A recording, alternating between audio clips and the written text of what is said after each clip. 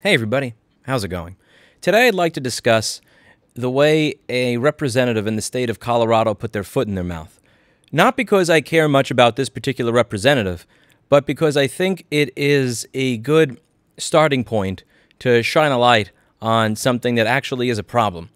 There are people that are pretending they care about a particular problem, that actually have the means to do something about it, that when they did have the means to do something about it, did nothing. And this is a good example of this being the case. So what am I talking about here? Ever since the Kyle Rittenhouse trial ended, there were two representatives in the state of Colorado that are right-wing that were joking back and forth about offering him an internship and, acting like we're going to race each other to figure out who's going to get him as an intern. And one of those was Representative Lauren Boebert. And she was on Newsmax discussing and debating how to figure out who gets him as an intern. And she was talking about an arm wrestling match with the guy. And then she said, and I quote, "Madison Cawthorn has some pretty big muscles, so I'm going to challenge him to a sprint. Let's make it fair." Personally, I am not really concerned about the comments that she made. I don't really care. I don't live there. She's not my representative.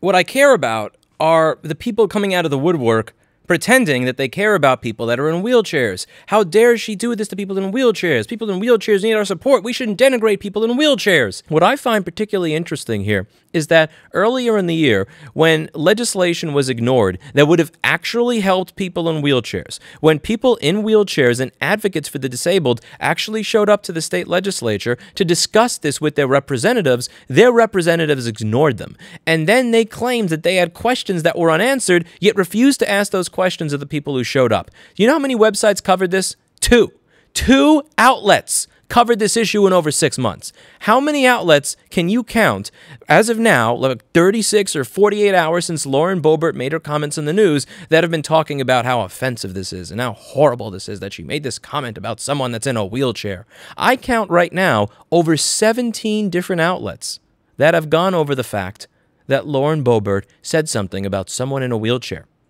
A joke. Something that does not have policy implications. A joke.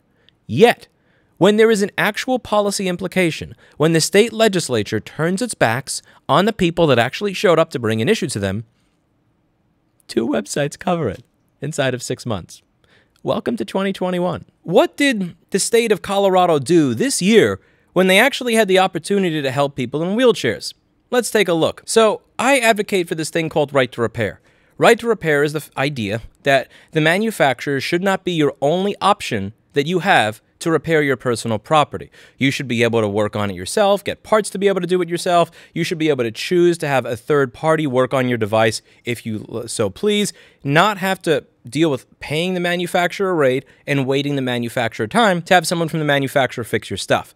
And I go from state to state. I have for the last 7 years. I will record the hearings that I testify in Senate buildings or House of Representatives buildings, and then I will testify and give commentary on what went on afterwards on this channel. I missed one this year. The one that I missed, and I'm kind of ashamed I missed it. I used to like having perfect attendance to these things, was a hearing in the state of Colorado. Now, when I go to these hearings, I'll often meet people from all across every walk of life. I'll meet not just people that fix iPhones or laptops. I'll meet people that work on medical equipment. I'll meet people that fix endoscopes. I'll meet people that fix farm equipment. All different types of people will show up to these hearings because they are affected the same way that I am with the same problem. This year, the group that took the spotlight in Colorado were people who showed up to discuss wheelchairs.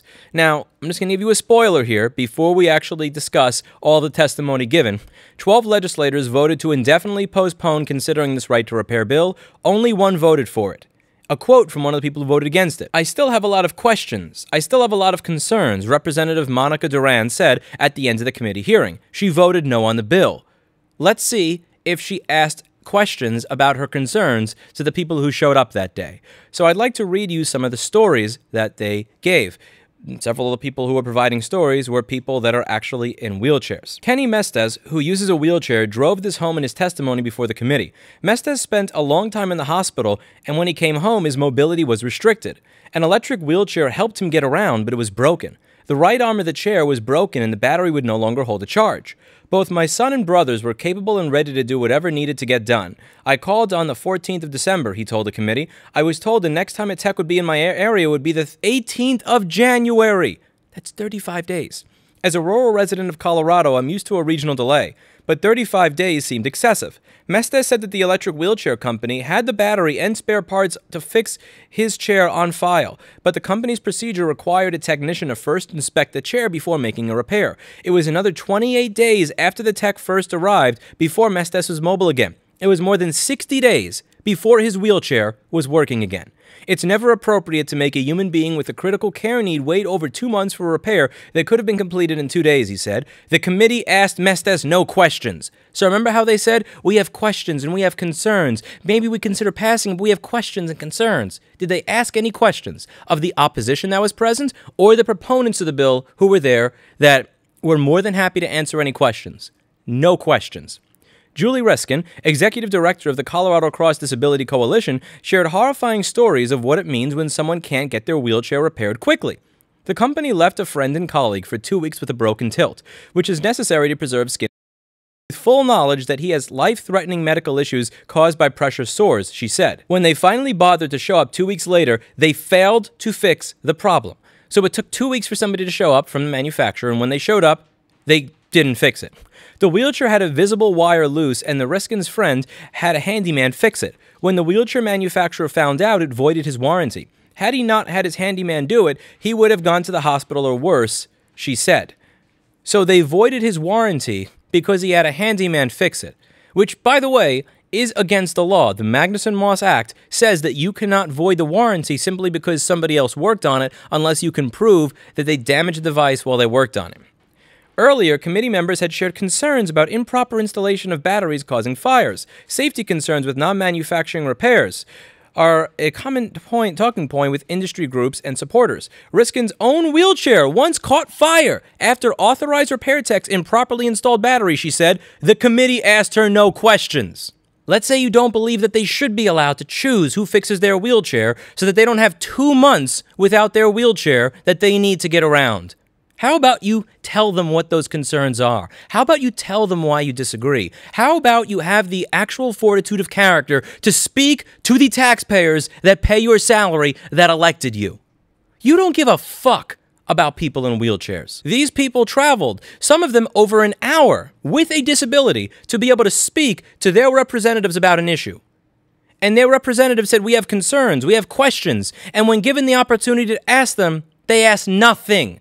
None of you give a shit about people in wheelchairs, and pretending that you care about people in wheelchairs so that you can dunk on a stupid representative in Congress that said a stupid thing is bullshit. If you want to show that you actually care about people in wheelchairs, how about you call these people back up that spent hours going down to the state legislature so that they could speak to you about their problem that you did not give a fuck about when they were actually in front of you, but you're pretending that it's an issue now. If you want to be offended at what Lauren Boebert said, by all means, be offended. But don't pretend that the state of Colorado gives 2 fucks about people in wheelchairs today, because you made it very clear that you don't.